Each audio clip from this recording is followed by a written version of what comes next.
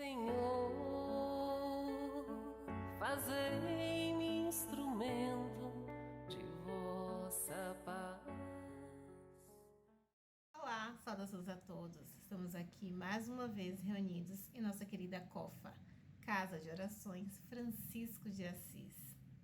Iremos dar continuidade às nossas doutrinárias.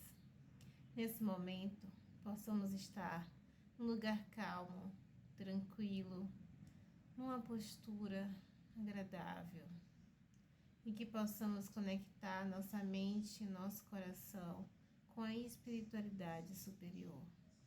E dessa forma possamos mandar boas vibrações para o nosso planeta, para que todos os nossos irmãos sejam abençoados.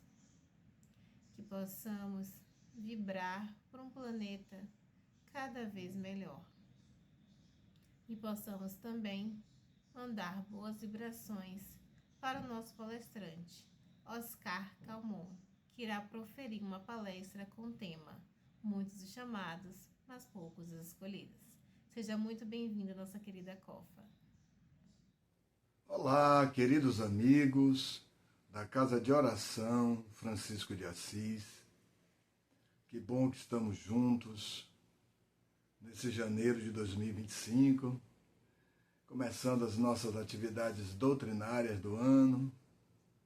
E eu agradeço o convite para desenvolvermos algumas breves reflexões sobre o tema Muitos os chamados, poucos os escolhidos, que é uma expressão interessante de Jesus e que Kardec aproveita isso, né, e coloca como um dos capítulos da obra O Evangelho segundo o Espiritismo, e especificamente o capítulo 17 da obra. Né? Então Kardec ele vai, nesse capítulo, juntar algumas passagens de Jesus para, de alguma forma, elucidar o que Jesus estava querendo dizer com isso. Muitos os chamados, poucos os escolhidos.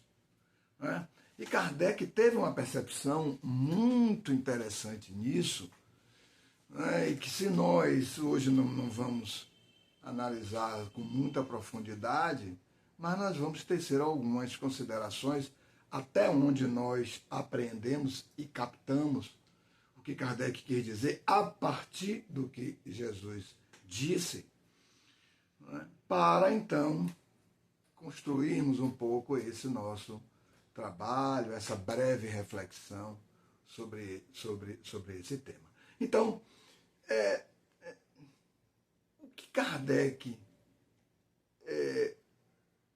iniciou, né? Como ele inicia essa abordagem? E ele inicia essa abordagem exatamente pelo ponto mais significativo, né? pela expressão mais representativa disso, onde inclusive está exatamente colocada essa elucidação, esse esclarecimento de Jesus sobre essa realidade espiritual. Muitos os chamados, poucos os escolhidos, que é na parábola do festim de núpcias, né? Em Mateus capítulo 22, versículos 1 a 14. É bem extensa, né, essa parábola. Nós não vamos analisar aqui a parábola toda, nem detalhá-la, etc., porque seria bastante longo isso, mas nós vamos tirar alguns elementos centrais, né, dessa parábola, para nós, então, compreendermos a parte final dela, que é onde Jesus vai exatamente dizer: muitos há chamados, poucos escolhidos.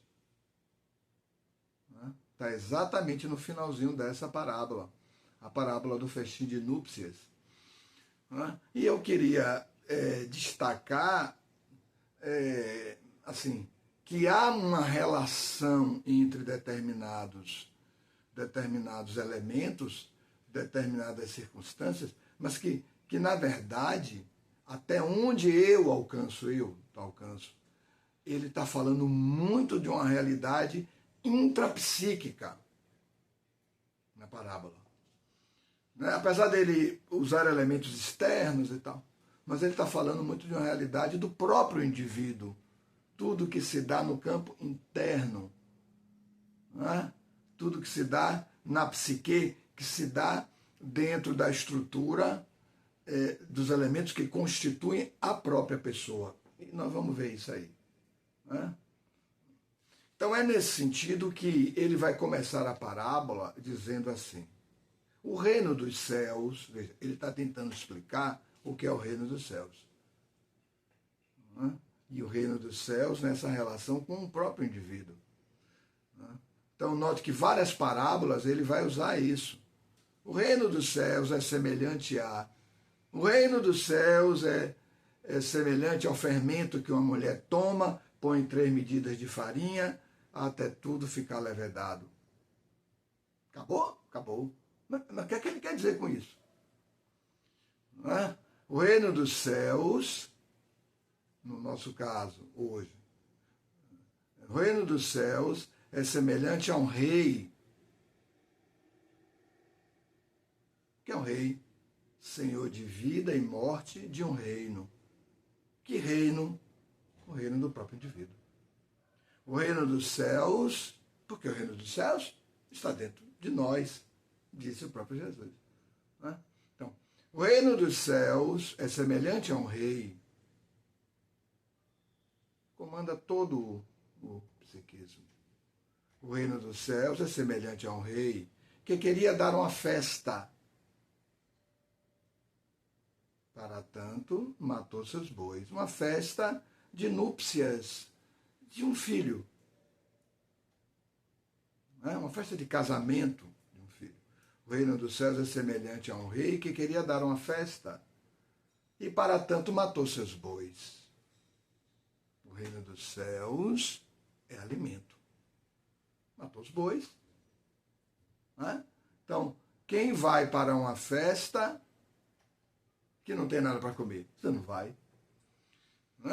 Então, o que ele está dizendo é: o reino dos céus é alimento. Alimento para o quê? Para o corpo? Alimento para a alma. Lembremos que nas parábolas as linguagens são sempre figuradas. Trazem elementos da vida, fatos da vida comuns, mas o que ele está, na verdade, tentando expressar é o quê? É a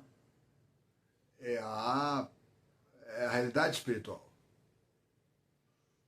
Então, para tanto, matou seus bois e mandou os servos chamar os convidados. Anotem esse detalhe. Mandou os servos chamar os convidados. Todo rei tem servos.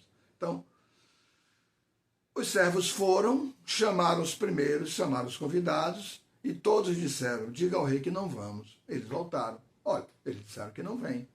Eles disseram que não vêm, disse o rei. Volte lá e convide-os de novo. Eles voltaram. Bom, aí já passaram a existir as explicações. Isso é uma sutileza da parábola. Então, à medida que nós somos chamados pelo reino, no início não damos nenhuma atenção. Depois de algum tempo, nós já começamos a dar explicações, porque nós sentimos que aquilo é sério. Começamos a dar explicações. Então, uns disseram, está lá na parábola: diga ao rei que não vamos, porque nós temos que ir à nossa casa de campo, os divertimentos da vida, os gozos, etc. Os outros disseram: diga ao rei que não vamos, porque eu tenho que ir aos meus negócios, ganhar dinheiro, a ligação com o dinheiro, com os bens, com o que é corporal, com a posse, com o ter, como se diz normalmente. E outros mataram os servos. Sim, mataram os servos. Quem são esses que mataram os servos? são aqueles que efetivamente fogem absolutamente do reino. Notem que nessa expressão, servos, nós podemos entender ou compreender que ele está se referindo à consciência. Notem isso. A consciência é a expressão no psiquismo do reino dos céus. As leis não nascem do rei, as leis nascem do rei. Né? Então, a consciência, segundo os Espíritos, Livro dos Espíritos, né? Questão 621, onde estão escritas as leis morais da vida? Aí os Espíritos respondem, na consciência.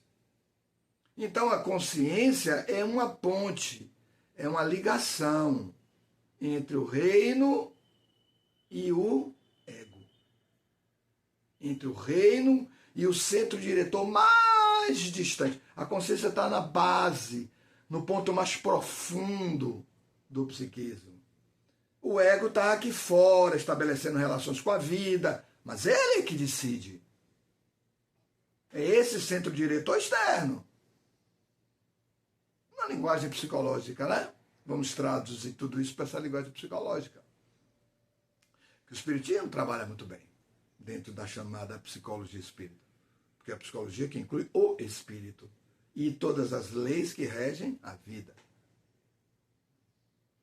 Então, olha como Jesus já, nessa historinha, que fica aquela coisa meio que nublada, que não haviam elementos na época para fazer essa decodificação, essa tradução da parábola. Mas com o Espiritismo passou a haver. Né? Passou a haver. Então, é como se houvesse o estabelecimento entre o reino, a consciência, o ego e a conduta.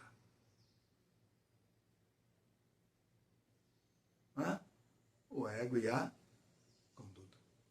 Então, quando o indivíduo mata a consciência, hoje podemos dizer, por todos os meios de fuga, pelas distrações permanentes e constantes que não terminam nunca, né? Aquelas pessoas que saem de festas em festas, em festas, em festas, interminavelmente em festas. Outros por gozos, outros anestesiam por som alto, músicas altas, exercícios permanentes, constantes, esportes radicais e etc, onde a adrenalina vai lá em cima, né? E ele se sente vivo, porque a adrenalina dá aquela vitalidade ao indivíduo, etc. Mas são todos processos, me permitam a expressão, ilusórios. Ninguém está aqui a dizer, não faça exercícios, não pratique esportes, não vá a uma festa. Né? Ninguém está aqui dizendo isso. Mas viver só para isso é um processo de fuga. Né? Tudo tem uma dosagem. Né? Então, a fim de que se estabeleça esse caminho para dentro. Jesus até contou uma parábola para dizer isso, né? Se referindo ao reino.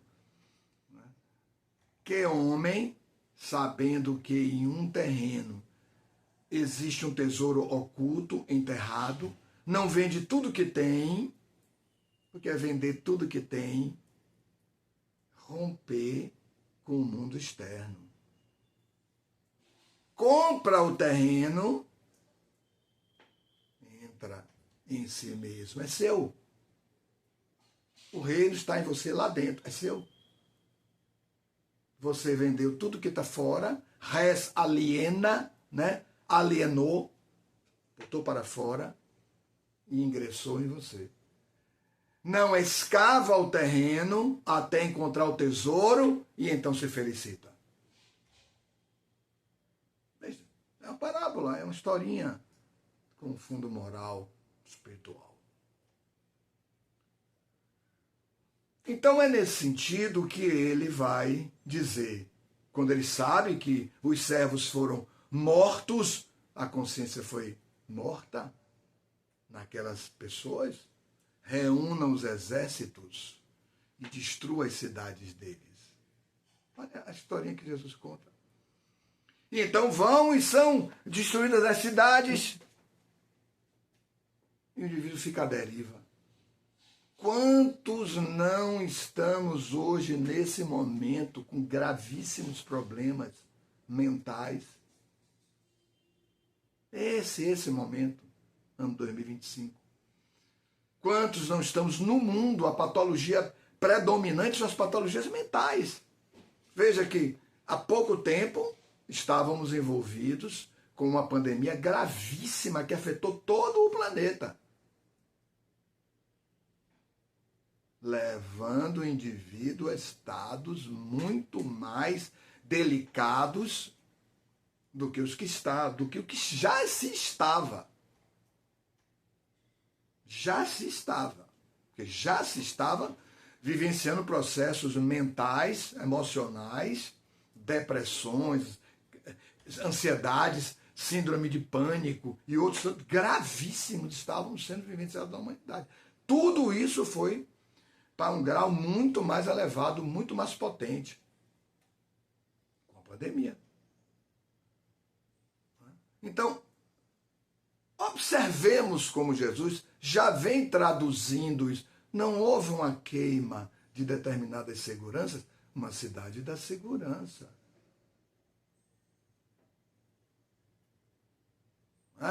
Então o indivíduo é como se Deus dissesse assim: deixe-os entregues a eles mesmos, por um tempo.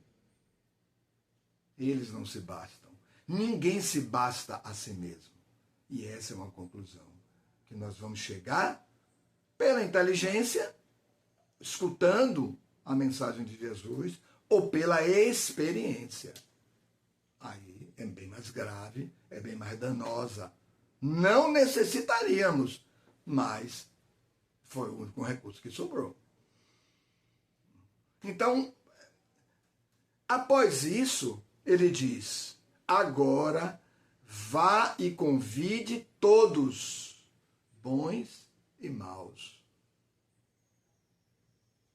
Todos bons e maus. Veja bem. Então, muitos os chamados, depois todos os chamados. Os bons, porque já pediram, já quiseram, já eram aqueles que já tinham desenvolvido um certo desenvolvimento. Agora os sofridos. Porque os maus são aqueles que vivenciam inferioridade, são sofridos. Muito embora nem saibam que são, mas são. Aí precisam das experiências mais duras para entenderem que são. Em todas as situações que nós estivermos apartados de Deus, sofremos. Porque estaremos apartados do amor. E só o amor recompensa. Só o amor se constitui em vida para o indivíduo. Vivos fisicamente, mas mortos emocionalmente. O amor é a expressão da vida. Tanto que o sentido da vida é amar. Não há outro sentido. Amando, conquistamos o tesouro da própria alma. Porque quem vive sem a própria alma não vive. Não vive. Que é bom ânimo. Ânimo vem de ânima. Ânima vem de alma. É a alma posta, vivida, manifestada em cada ato. Não é assim que Jesus diz? Tem de bom ânimo. E eis que venho trazer essas coisas para que tenhas paz em mim. Olha como ele diz. No mundo tereis aflições, mas tem de bom ânimo. Ele sabia que experiências graves são as solicitações do mundo. Não tem como evitar as solicitações do mundo, porque estamos sob exame. O mundo, essa etapa de provas e expiações, é a etapa dos exames. Eu não tenho como estabelecer aprimoramento intelecto-moral sem exame. Teoricamente, eu estou perfeito. Mas na experiência, não. Na experiência eu não suporto. tem de bom ânimo, põe a sua alma nos seus atos. Né? Mas não é essa passagem que nós estamos examinando hoje, né? São as derivações. Mas enfim, então, ele vai determinar o reino que chame todos, bons e maus. Bons e maus. Podemos fazer a tradução dessa parábola para fora? Podemos. Mas podemos fazer para dentro? Podemos. Porque temos alguns eus, algumas personalidades sepultadas em nós, de outras encarnações. Então, muitas operam, muitas atuam, porque elas estão vivas. Elas são núcleos energéticos vivos em nós. Tanto que às vezes nós tomamos determinadas condutas ou posicionamentos por um impulso. E depois não saber. Mas por que eu fiz isso? Eu não quero mais isso para a minha vida. Eu não quero mais. Paulo diz isso, né? O bem que eu quero fazer, eu não faço. Mas o mal que eu não quero mais fazer, eis que eu ainda continuo fazendo. Então notem que há uma tensão de forças. Vamos usar a expressão entre bem e mal. Ainda em nós. Porque somos espíritos ainda dessa dualidade. Então essa parábola pode se aplicar também para o mundo íntimo? Eu penso que sim. Não é? Aí, vejam, eu estou trazendo a posição pessoal, a posição minha. Não é? Então, é nesse sentido que nós vamos encontrar, então, Jesus narrando essa parábola em que o reino manda chamar bons e maus em nós. Não é? Bons e maus em nós. E então todos vão, chame coxos, vá nas esquinas, chame coxos e estrupiados. Eu pergunto a vocês, quem são os coxos e estrupiados?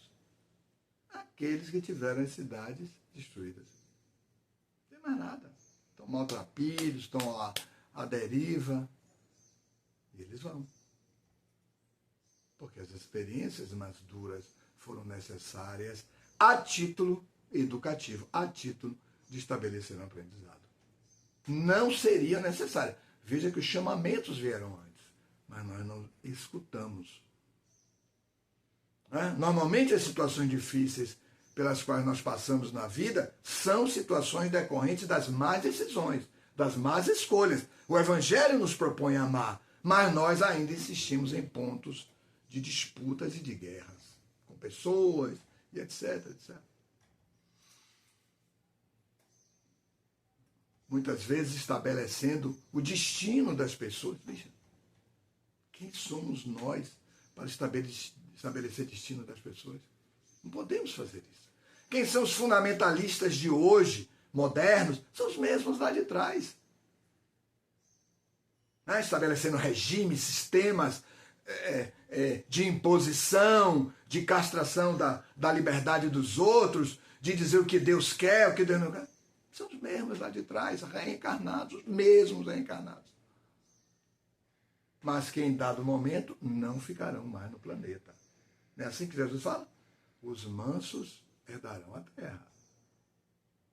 As oportunidades são dadas, bora meu amigo mais uma vez, vamos lá mais uma vez. Mas vai chegar um momento que o padrão evolutivo do planeta, a maioria, já não escolhe mais o mal e escolhe o bem. Muito embora não tenham ainda afirmado definitivamente o bem. Vai ter que regenerar-se.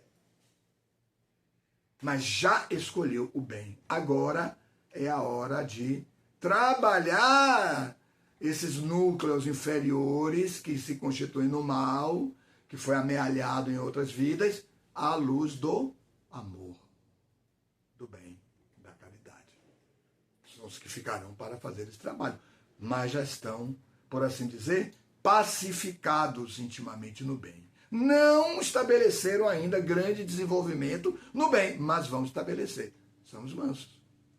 Para depois se tornarem pacificadores. Mansos e pacificadores. Não é assim? Bem-aventurados os mansos, porque herdarão a terra. Depois ele segue. Bem-aventurados os pacificadores, porque serão chamados filhos de Deus. Aí é Deus se manifestando pelo próprio indivíduo. São os pacificadores. São estados, pequena a diferença, mas são estados diferentes. Um estado mais adiantado, você já faz a paz. Você não só estabeleceu uma paz íntima. Você não quer mais guerras. Você só não é só não querer guerra, mas você já quer, vamos dizer assim, partilhar essa paz para outros. E aí vem as tarefas, etc. Mas enfim. Então, é nesse sentido que, em dado momento, e é nessa historinha que ele conta, vai estar lá um indivíduo que não é portador da túnica. Quando todos se reúnem, o Senhor chega e diz: mas você não está portando a túnica nupcial, a túnica do casamento. Porque é um casamento que nós estamos fazendo com o reino. Nós é que somos aqueles que vamos fazer o casamento. Nós é que vamos nos aliar ao reino para receber os alimentos do reino, as forças do reino, as qualidades de Deus, ativá-las, porque o reino já está em nós. Não é assim que Jesus diz? Orai e vigiai, porque o Espírito está pronto, o Espírito já tem as possibilidades, mas a carne é fraca. Estamos voltados para o nível de fora. Estamos ligados ao mundo corporal. Precisamos voltar a esse mundo íntimo, religar. Das religiões, o religar. Porque as religiões não vêm cumprindo essa função. Vêm propondo prosperidades materiais. Isso não é a realidade. Essa parábola diz isso. A incompreensão da proposta de Jesus levam os religiosos a dizerem mal ou maldizerem aquilo que efetivamente o Cristo propalou, o que ele disse. Então é nesse sentido que ele vai dizer: mas você não está portando a túnica nupcial. Mas qual é a túnica nupcial? A intenção do bem. Kardec vai dizer no capítulo 17, a pureza de coração. A pureza de coração. E o puro de coração é aquele que tem uma intenção boa, uma intenção do bem. A má intenção, a intenção oculta, pessoas que fazem coisas querendo vantagens, induzir pessoas a erro e etc. Essas não têm boa intenção, não têm pureza de coração. Pureza de coração não é perfeição, mas é o início dela. É o início. Notem que nosso nível é de prova de expiações. Nós vamos desenvolver isso. Mas nós precisamos dessa etapa inicial, de escolher o bem e estabelecer a pureza, através dos processos de purificação. Purificar-se para tornar-se puro. E isso começa com a intenção. A intenção no amor, a intenção do bem. Então é nesse sentido que ele vai dizer: como o indivíduo não responde, meu amigo, como entraste aqui? Você não tem a túnica. E o indivíduo fica calado. Por que ele fica calado? Ele fica calado porque não há defesa. Você não mente para Deus, porque Deus está no seu psiquismo. Lembra disso? Quando fordes orar, Sermão da Montanha, quando fordes orar, recolhe-te no teu quarto, o mundo íntimo, que é teu Pai que vem em secreto. Por que vem em secreto? Porque o reino está em nós. Que é teu Pai que vem em secreto, te recompensará. Quer dizer, dará mais recursos evolutivos. Sem recompensa. Se você quer mudar. Orar não é só Pai que está no céu, não. Orar é uma proposta de mudar. Quem ora quer mudar. Quem ora não suporta como é ou como se está e quer mudar. Então ele dá os recursos. Porque orar não é dizer palavras, isso não é orar. Tanto que quando os espíritos vão na questão 359, na questão 659 de O Livro dos Espíritos, parte terceira da obra, Lei Moral da Vida, Lei de Adoração, quando eles vão falar sobre sobre a oração, eles vão dizer assim: orar é levar o pensamento a Deus. Né? O pensamento é tudo, é a sua intenção, é tudo que você é. Então, para seguirmos, então o indivíduo fica calado, ele diz: amarre-o e lance-o fora, porque aí haverá prantos e ranger de dentes. Muitos dos chamados, poucos os escolhidos. Quem são os escolhidos? Todos aqueles que envidaram os esforços para modificar-se. Envidaram os esforços para receber aquilo que o reino tinha para dar. Envidaram os esforços no trabalho do seu próprio aprimoramento. Aqueles que foram, aqueles que se autodeliberaram em ir verdadeiramente, entenderam que não se bastam. Olha a humildade aparecendo aí. Por isso a humildade, no dizer de Emmanuel, é a chave bendita. Olha Emmanuel, ele tem um texto belíssimo no livro Mãos Unidas, e o título do capítulo nessa obra é Chave Bendita. Ele vai discorrendo e diz: a chave bendita é a humildade. Sem não percebermos as nossas fragilidades e necessidades, não vamos a lugar algum. Se nós acharmos que nós nos bastamos, não vamos a lugar algum.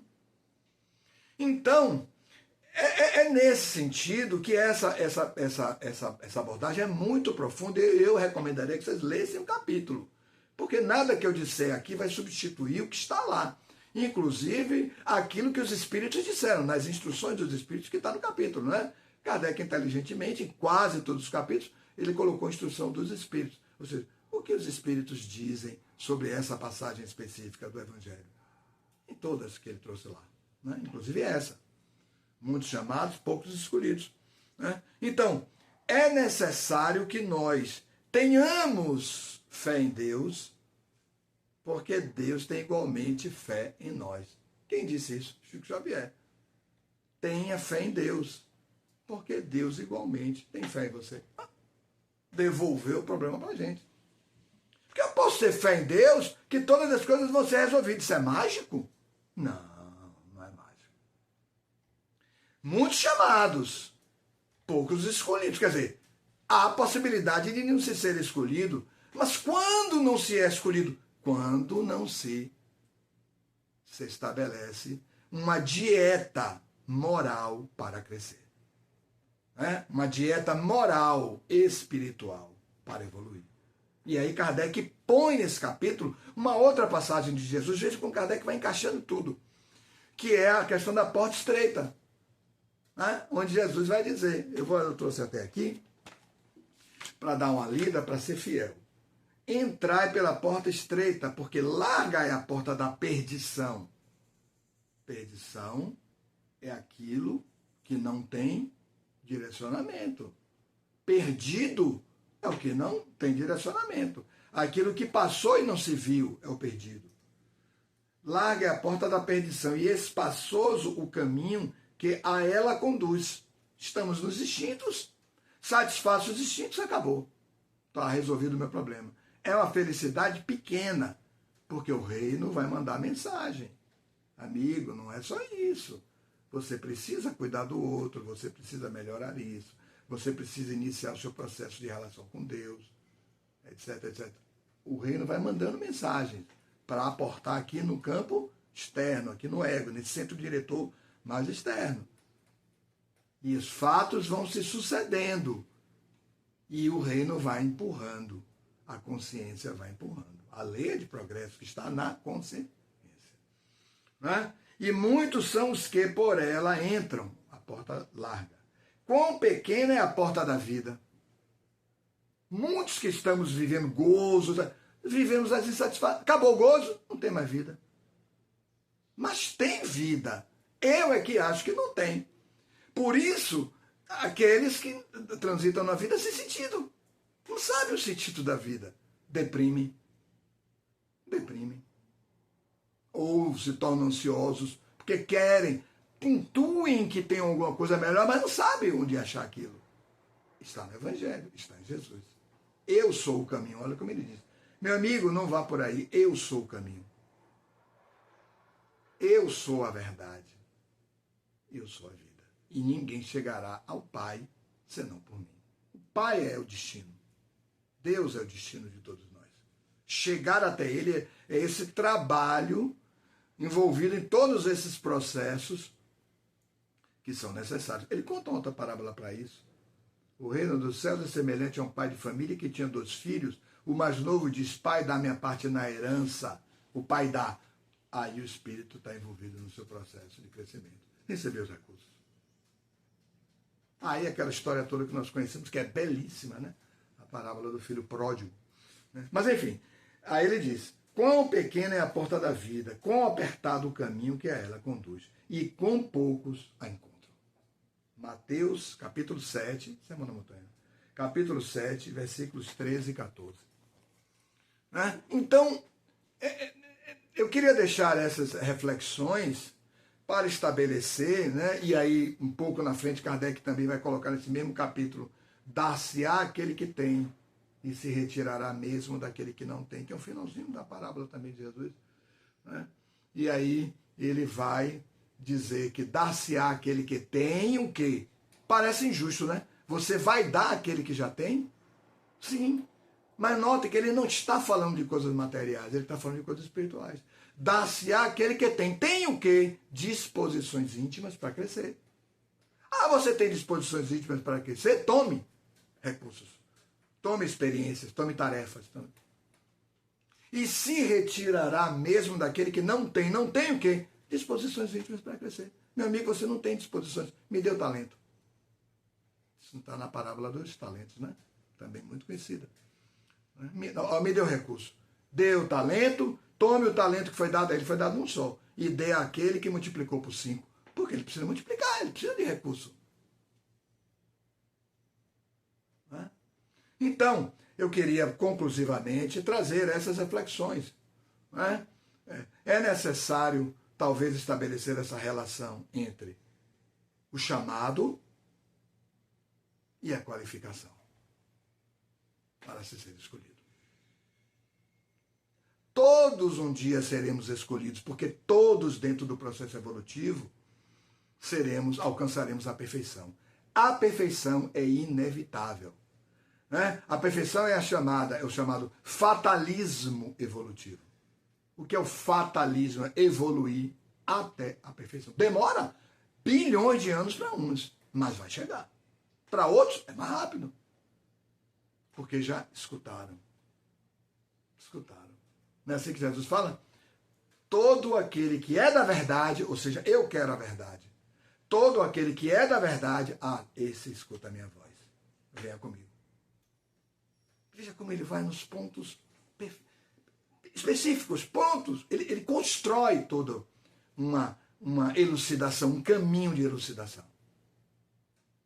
Né? E essa parábola belíssima, que é a parábola do festim de núpcias, que Kardec toma e constrói um capítulo no Evangelho segundo o Espiritismo, também é belíssima. Né? Careceria de outras análises melhores e mais profundas, mas estamos fazendo essa breve análise aí, em pouco mais de 30 minutos, para a nossa reflexão nessa breve exposição. Então, eu queria agradecer pelo convite aos queridos amigos, né, da Casa de Oração Francisco de Assis, COFA, pensando ter contribuído de alguma forma para os estudos e as análises sobre essa expressão de Jesus. Muitos os chamados, poucos os escolhidos. Paz para todos. Muito obrigado. Queremos agradecer por essa maravilhosa palestra, que sirva de aprendizado, de lição, de conselho e direcionamento para todos que estão aqui escutando. Muito obrigada, Oscar, por essas palavras e muito obrigada também a todos vocês que estão nos acompanhando. E não esqueçam de curtir e compartilhar essa palestra para que ela alcance cada vez mais pessoas. Muito obrigada a todos e até a próxima.